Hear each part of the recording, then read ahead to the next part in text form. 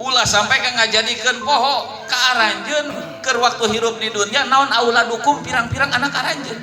poho tina naon andikrilah tina eling ka Allah. Dikrullah teh dihartian ku ulama di tafsiran ae salatin wa ghairiha rek salat atawa nu sejen-sejen naon rupa anu ku Allah diwajibkeun tapi si barang wajib ku Allah geus diwajibkeun urang teu ngagawean kewajiban eta rek salatna rek puasana rek zakatna rek hajina kahalangan ku sabab diharewosan ku dina pan aya jelema teh nya tadi narek geus aya boga niat anak ngahareos atuh Pak pan urang tengke teh bulan hareup teh boga pangabutuh rek anu teu jadi akhirna teh termasuk naon pamajikan atawa pamajikan rek nyeun kahadean ngaharewas anakna ka indungna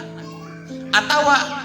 salakina nu ieu teh jadi kahalangan tungtungna ku sabab ieu teh silih harewosan ieu rek nyeun kahadean salakina dihalangan ku anak pamajikan anakna rek nyeun kahadean dihalangan ku jadi kolot budakna geus aya niat hayang mondok ceuk kolotna ulah waka engkewe tungtungna teh teu jadi weh rek salamet teh